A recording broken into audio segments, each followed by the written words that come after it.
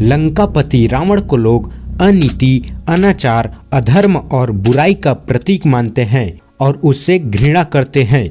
लेकिन सबसे महत्वपूर्ण बात यहाँ यह है कि दशानन रावण में कितना ही राक्षसत्व क्यों न हो, उसके गुणों की अनदेखी नहीं की जा सकती।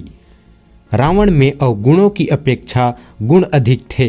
रावण एक प्रकांड विद्वान था। वेद और शास्त्रों पर उसकी अच्छी पकड़ थी और वह भगवान भोलेनाथ का अनन्य भक्त था। रावण को तंत्र मंत्र, सिद्धियों तथा कई गुण विद्याओं का ज्ञान था। साथ ही ज्योतिष विद्या में भी उसे महारत हासिल थी। रावण के बारे में ये सारी बातें हम ऐसे ही हवा में नहीं कह रहे, बल्कि कई प्राचीन पुस्तकों और ग्रंथों में रावण की महानता का प्रमाण मिलता है। तो आइए जानते हैं उस महान राजा लंकापति रावण की जन्म कथा, जिसका अंत करने के लिए स्वयं भगवान को धरती लोक में जन्म लेना पड़ा। आगे बढ़ने से पहले अगर आप हमारी वीडियो पहली बार देख रहे हैं तो नीचे सब्सक्राइब के बटन को जरूर से दबा दें। तो हेलो गाइस, मैं हूं कौशिक और आप देख रहे हैं YK एक्सप्लेनर। कैसे हुआ रावण का जन्म? रावण के जन्म के विषय में भिन्न भिन्न ग्रंथों में भिन्न भिन्न प्रकार के उल्लेख मिलते हैं। वाल्मीकि द्वारा लिखित रामायण महाकाव्य, पद्म पुराण तथा श्रीमद् भागवत महापुराण के अनुसार हिरण्याक्ष एवं हिरण्यकशिपु अपने दूसरे जन्म में रावण और कुंभकर्ण के रूप में पैदा हुए। वाल्मीकि रामायण के अनुसार रावण पुलत्स्य मुनि के बेटे विश्रवा का पुत्र था।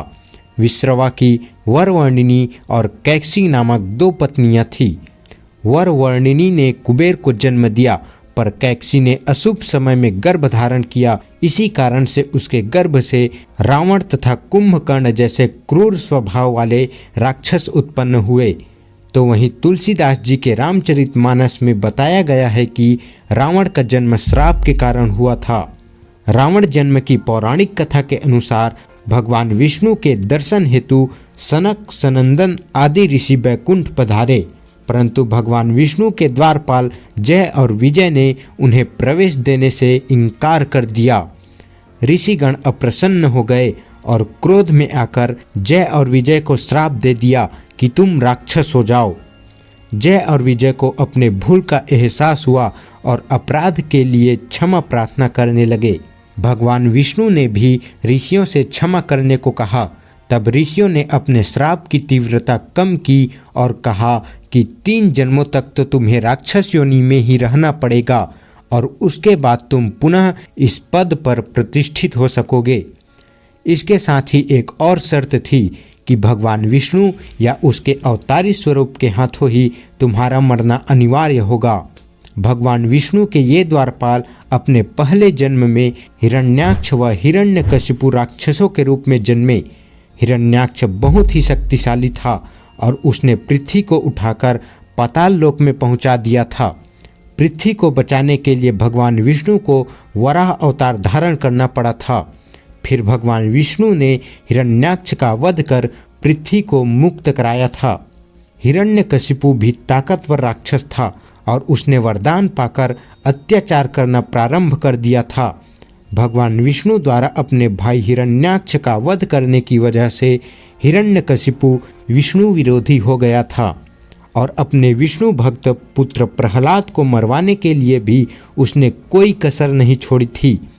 अपने भक्त प्रहलाद को बचाने के लिए भगवान विष्णु ने नरसिंह अवतार धारण कर हिरण्यकशिपु का वध किया था। त्रेता युग में ये दोनों भाई रावण और कुंभकर्ण के रूप में पैदा हुए, जो जय और विजय का दूसरा जन्म था। भगवान श्री राम के हाथों रावण और कुंभकर्ण के मृत्यु के पश्चात अपने तीसरे जन्म में जय और विजय द्वापर युग में शिशुपाल व दंतवक्र नाम के अनाचारी के रूप में पैदा हुए थे। यह थी जय और विजय की 3 जन्मों की कहानी, जो अपने दूसरे जन्म में रावण और कुंभकर्ण के रूप में जन्म लिया था। तो रावण की जन्म गाथा वीडियो में बस इतना ही। हमारी आगे आने वाली वीडियोस देखने के लिए चैनल को सब्सक्राइब जरूर से कर ले और इस वीडियो का पार्ट 1 और पार्ट 2 नहीं देखा तो जाकर जरूर देख ले। मिलते हैं किसी और दिन एक नए वीडियो के साथ। वीडियो को पूरा देखने के लिए आपका बहुत बहुत धन्यवाद।